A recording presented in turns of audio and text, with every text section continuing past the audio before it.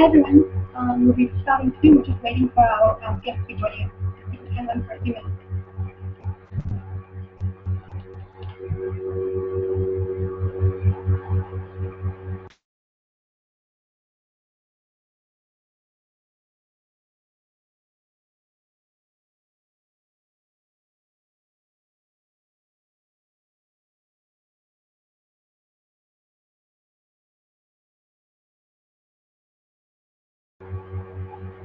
Hi everyone, sorry about the delay. We're just waiting for our guest to join us. He'll be joining us soon. I'm so glad you could join us. In the meantime, if you'd like to think of any questions, we'll be taking questions after the webinar.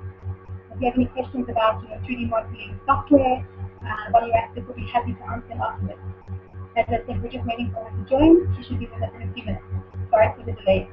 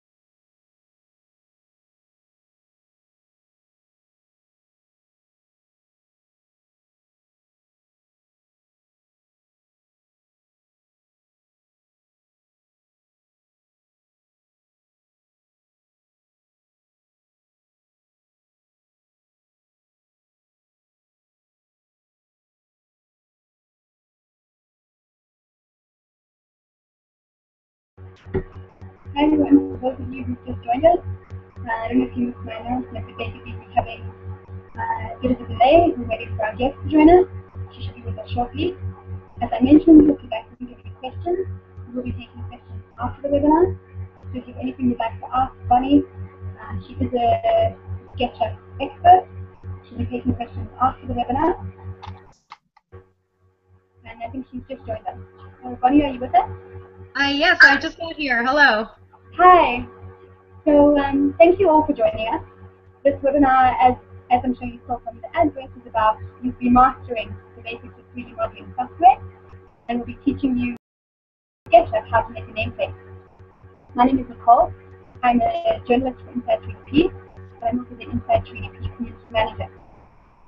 We're really thrilled to have you with us. And on that note, I'd like to introduce our host, Bonnie Roskes. She's a SketchUp expert, and her projects and her books have been used everywhere from grade school to graduate school. Her latest book basically makes 3D modeling software accessible, and we're really excited to have her with us. As I mentioned beforehand, if you have any questions about 3D modeling software, please keep them in mind. We'll be taking questions afterwards. You should notice a box just below the event, and you can feel free to add your questions there. On that note, I'll pass things on to Bonnie. So, Bonnie, welcome, and we're so happy to have you. Okay, thank you. So is this good? Everyone can hear me? I'm going to start sharing my screen. I'm not sure the connection is so perfect here. So I'm going to switch over to SketchUp here. I've got SketchUp open. Hold on one second. Okay, so if you've used SketchUp before, this is a free version of SketchUp. It's called SketchUp Make.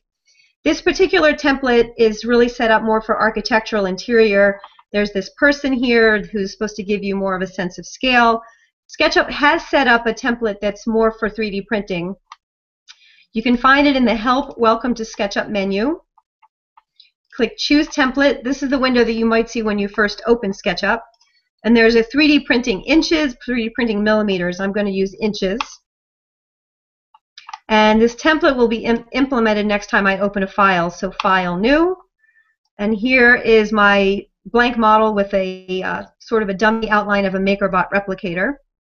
So my nameplate is going to be based on a rectangle. So the rectangle tool is up here. I'm going to not really pay attention to the exact dimensions. I'm going to make it sort of fill the whole thing here. My dimensions field down here in the lower right tells me that it's about 7 inches by 4.5 inches. That's not the size I would eventually print it. It's too big for the printers that I happen to have, but I can fix the size excuse me, later. So to give it some thickness, I'm going to go to the push-pull tool, which is here. Push-pull up to give it a little bit of thickness. And at this point, I don't need this dummy outline anymore, so I'm going to use my eraser. I'm going to click on an edge of the MakerBot, and it's gone. I want my nameplate to have rounded corners. So there's a few different ways that you can do pretty much any task in SketchUp, this one included. I'm going to make my rounded corners by way of squares and arcs. So I'm going to click rectangle again. I'm going to make a square in this corner, and SketchUp helpfully tells you when you have a square. To put the same square in the other 3 corners, I'm going to copy it. So that means I'm going to first select it with the select tool. And then with this selected, I click the move tool. The move tool becomes a copy tool when you press the control key. I don't know if you can see, but it adds a little plus sign to the cursor. And a lot of people in SketchUp are tempted just to sort of copy things by eye. That doesn't often work. You really have to copy by exact points. So this tells me when I'm on an exact endpoint. So this is my first copy point. Sorry, I didn't press control. Here's my second copy point. I'm going to press control again. First copy point, last copy point, and a third time. So now I have my 4 identical squares. Inside these squares, I'm going to create arcs. There's 3 arc tools that SketchUp provides. I'm going to use this middle one, which is called arc. This particular tool makes an arc in 3 clicks. This is the center of the arc. This is the start. This is the end. 1, 2, 3. 1, 2. Oops, wrong way. 1, 2, 3. Center, start, end. And the way to shave off these corners is to use push-pull. And I just shave off this corner by going all the way down to the bottom. For the other 3 corners, I just have to double-click, which repeats the distance that I used before. So now that I have finished that, I don't need these extra edges on the top face. So again, I'm going to go to my eraser tool, and one by one, I'm going to erase all of these little edges.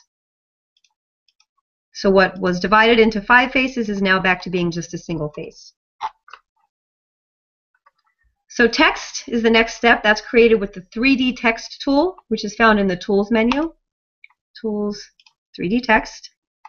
The font I like to use is Arial Black because the edges are so thick, that the letters themselves are thick and bold. But of course, you can use any font you want. I'm going to replace this default text with my name. This height of 10 inches, you probably know, is going to be way too high, but I'm going to use it anyway just to show how easy it is to change sizes. I click Place, and I'm putting my text on top of the nameplate. As we thought, it's much too big. The text is brought in as a single object. It's called a component, so it's not a collection of individual edges. It works as one object. So while it's selected, as you can tell because it's highlighted, I'm going to click the Scale tool, which gives me these little drag handles around the edges of the component. They do different things, each handle. So this one will keep the same aspect ratio. This one will increase the width. This one will make it narrower. This will make it taller. So you just keep going until it's basically fitting the space.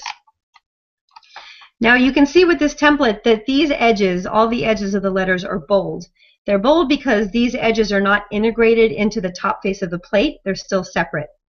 And I can't do anything with these edges while they're sort of enclosed in the component, so I need to break up this component. So the way to do that is you right-click on any edge of the component and you choose Explode. So now most of the edges are thin, and now if I go to select, I can select this face, this face, this face individually. But if I select the O, it selects the whole thing. The edge of the hole is not integrated. Same thing with this letter. So there's a couple ways to fix that. I'm going to zoom in on this hole here. If I go to the pencil tool and zoom in really closely and trace any little edge, that fixes it. The way to do a bunch of holes at once is I'm going to go to the Select tool, select inside of a window the things that I want to resolve. Right-click anywhere that's selected, and the tool I want here is Intersect Faces with Model. And so now I have all of my letter edges are thin and they're all the letters are integrated. I have 6 separate letters on top of the face. So the next step is to decide if I want my nameplate to be embossed or if I want it to be engraved, letters going up or letters going down. So to show what embossed would look like, it's pretty easy. You go to push-pull as before. You pull up a little bit, and then for the other letters you can pull up by double-clicking. They all go up the same amount. You could do all different amounts if you wanted, but mine will be the same. I actually printed this one with the letters engraved, though I went down. So instead of going up, I'm going to go down inside the nameplate. And again, double click, double click, double click, double click, double click, and here I have an embossed nameplate. Excuse me. So this was a pretty straightforward model to create, nothing complicated. One thing, though, to look for when you're doing something that is a little more complicated, maybe you have objects that are intersecting with each other, or you're using one object to cut pieces out of another object. I'm going to demonstrate something that you might see. I'm going to flip these faces over. I use the reverse faces command. If you see something like this, where you have all of your front faces are white and all of your back faces are blue, it's not going to print very well. SketchUp requires, when it's converted to the file format that printers can use, it's required that all the front faces are facing out. That's what's known as manifold or water tightness. It's a little hard to tell in some cases. It's easy to tell in this case because these faces are so big. But if you have a model that has a lot of little tiny faces, these blue faces might not stand out because the template and the other faces on it are a little bit white, they're a little bit gray. Doesn't stand out very well.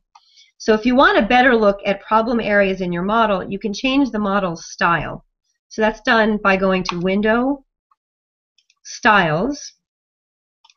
You go to the Edit tab, which is right here. Then you go to the second icon right under the Edit tab. And you can see here that the front color is listed as white, back color is listed as this sort of grayish blue. I'm going to change the front color to something that would stand out more, like orangish yellow. So when you change that, you can really see where your problem areas are. Obviously, I know where they are because I did it. So I'm going to select this face. I'm going to press the Shift key, which adds that little plus minus symbol. That means I can select more than one object. So I'm going to select this face as well. And then I'm going to undo what I did before by going right-click and choose Reverse Faces. The last step that I want to do on this model before I send it out to print is to change its size. So before, when I was making it, it was something like 7 inches by 4 inches. That's good for some printers, not so good for other printers. The way that you can resize a model in its entirety is with this tool, the tape measure tool. Very valuable tool for 3D printers. When you start this tool, by default, there's a little plus sign on it. We can turn that off. What that does is create guidelines. That's good for architectural models. We don't really need that for this. So without the guideline symbol, it's just creating measurements.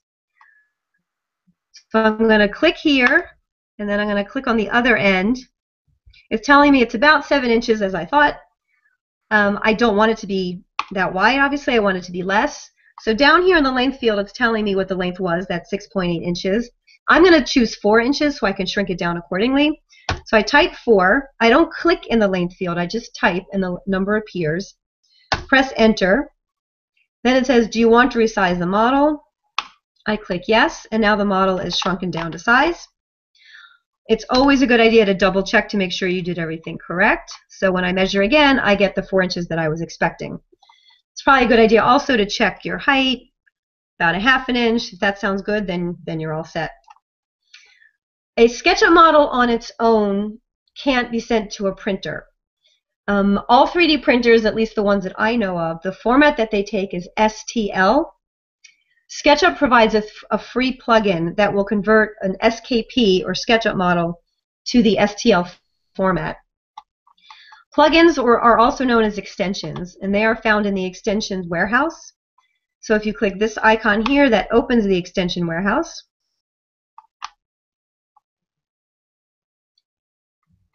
So what you want to search for in the search field up at the top is STL. Press Enter.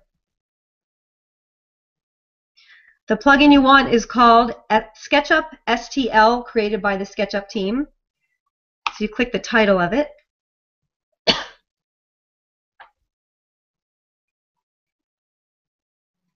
Sorry, my computer's a little slow right now, but it should be up in a second.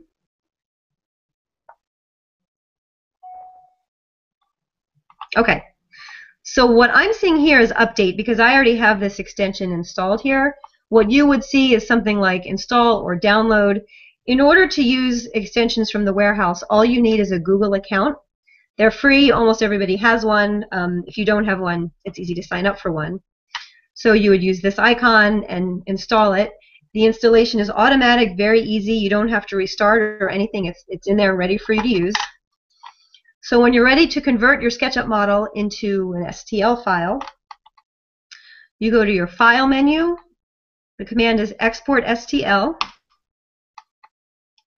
So you have the option to export your whole model, which I'm doing, or if you just want to export parts of your model, you can select them in advance. So I don't need to click this. Your export unit, it's sort of printer specific. Some will take a millimeter only file, some will take either. The STL plugin usually converts it correctly. Click export, and down here where it says file name, it gives it some kind of default name. I'm going to call mine nameplate. What you have to be careful for is that this plugin, I think it's a bug, and maybe they'll fix it, but for now, it does not add the STL extension. So you have to go in and do that manually. Just type .stl, very simple. Click save, and that's it. That's all you need to do. So I'm going to switch back. Okay, can you see me now?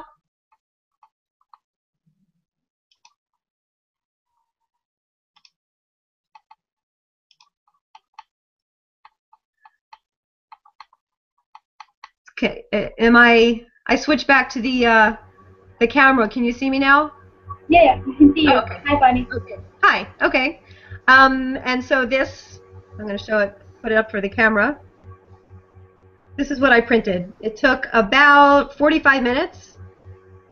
It's pretty thin, and gave the printer no problem at all. It read the STL file. Very simple model to make.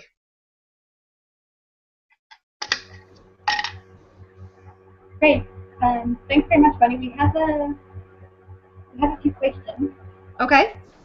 The first question is from Dennis. He says, "What a great webinar! Thank you very much." And he asked to get the SketchUp app for Windows Phone. For a phone, you said? Yeah, for Windows Phone. So SketchUp at the moment you can only model in it for PC or Mac, and people get it to work on Linux as well. There's a viewer that you can use for an iPad. I don't believe it works on an iPhone, although I have to check that. But you can't actually use the software on a mobile device.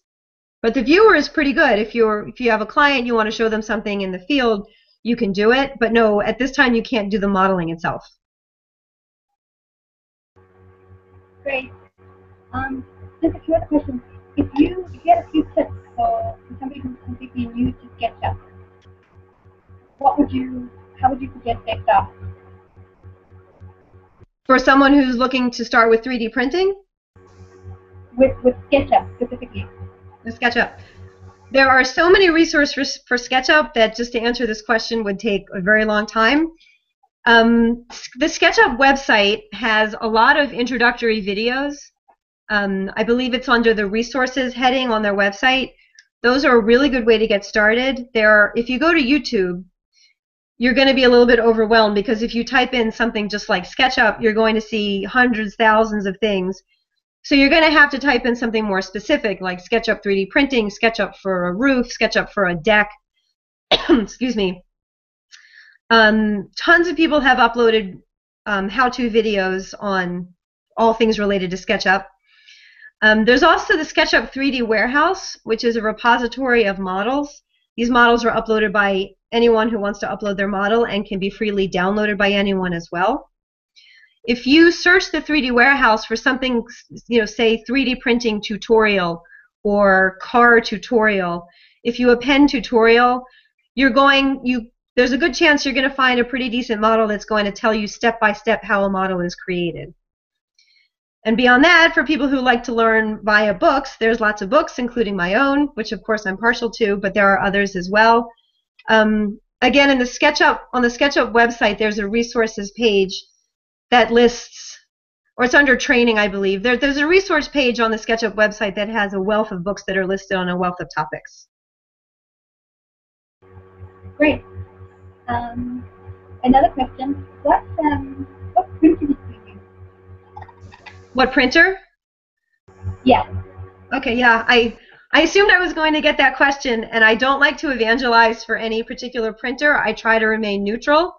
The one that I have had the most experience with is called Affinia. The one, when I wrote the book for the SketchUp for 3D printing book, that's the one that I created most of my models on. I thought it was a fantastic printer, very little trouble. I had an older version of it. The ones that they've produced since then do a lot of fancier things like auto calibration and self-leveling and things like that. I have a brand new one now by a startup company called Polar 3D. It's another pretty cool one. It rotates the plate rather than moves it laterally, so it results in fewer parts, fewer mechanical movements. A lot of people have had fantastic experiences with MakerBot. I personally haven't used it, but I've seen it in action. But beyond that, I can't really recommend specific ones because those are the only ones that I've had personal experience with. Great. Thanks, Bonnie. Do we have any other questions from the audience? Those are the questions we've received so far. I was just wondering if anybody else had any other questions for Bonnie. So, Bonnie, is there anything you'd like to add? Well, from the teachers and educators and hobbyists that I've spoken to who have gotten into 3D printing, it seems pretty universal that SketchUp is the way to go, at least to start with. If you're going to get into more complicated things like, more complicated surfaces, organic surfaces, things like that, then you can sort of upgrade to something like Blender or SolidWorks or things like that. But there's almost nothing that you can't create in SketchUp. It's pretty easy to learn. It's more, especially when you add in plugins, it's a lot more robust than people think. There's a lot it can do that people don't know about. So I would just recommend download it. It's free. Play around with it. Look at each menu. Look at each option. See what it does. Read up on it, and you're going to be amazed at the things that you can create.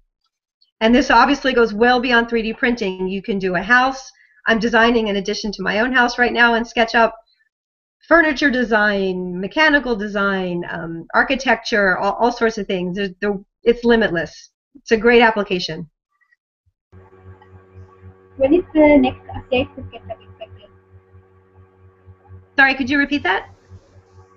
Sure. The next update for SketchUp, when is that expected? Oh, if I knew, then I could sell that information for a lot of money. I don't know. It's going to be sometime in 2015. That's all I know.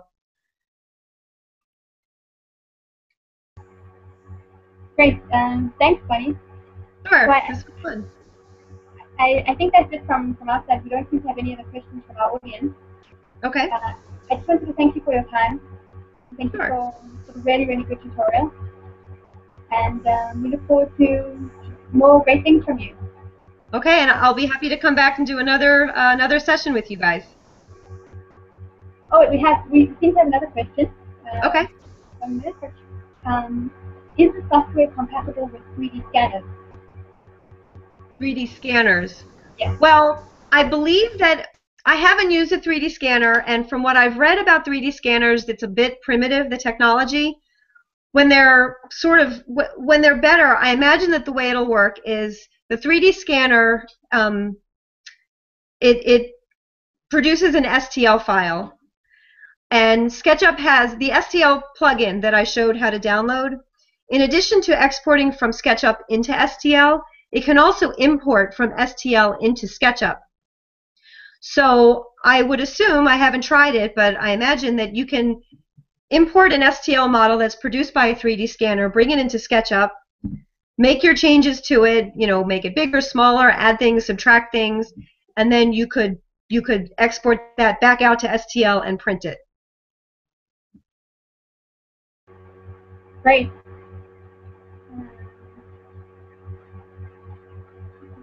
I think we're just getting another question. Okay. I'm typing. Sorry about that. In terms of crowdsourcing, are there any crowdsource options? Crowdsourcing options within SketchUp? Yes. Well, I guess the 3D warehouse is where you would do that. You would upload your model and anyone could find it. I'm not sure what you would crowdsource. You'd crowdsource for help in completing a model, or yeah, I'm not really sure what you would be using crowdsourcing for. Sort of to get rid of problems and to fix it. Oh, okay. Well, there's a website where people do upload their models and ask for help. It's called SketchUcation. So it's SketchuCation.com, SketchUcation. They have all sorts of forums where if you are stuck on something, you can upload it and ask for help. Another resource for 3D printing, if you have a complicated model that's just not converting or printing the way you expect, this resource is called NetFab, N-E-T, I think it's netfabb.com, and they do have a fee. There's a fee for service option, but they also have a free service where you can upload an STL file. Somebody over there will take a look at it and find out what's wrong with it and send you the corrected version. So those two resources are pretty valuable. NetFab I found very, very helpful when I was writing the 3D printing book. Great. The person who asked the question about the crowdsourcing just clarified, and he said that he meant crowdsourcing options for making the software better. Oh, for feedback for the software? Yeah, I think that's what he meant. Yeah, and there are always people who have suggestions for the software. I think on the SketchUp website, there's a way that you can do that. I haven't tried it myself. Whenever I have an update request, I'm a beta tester, so I just submit it that way. So I don't really know how they, from the general public, I'm not really sure how they take requests. But they should check out the SketchUp website. I'm going to do that myself when we sign off because I'm curious myself. Great. Thanks, Bunny. And thank you for your time. Sure. Great. It was really, really great speaking with you. Yes, you as well. And thank you, everyone, for tuning in. Great. Bye. Bye.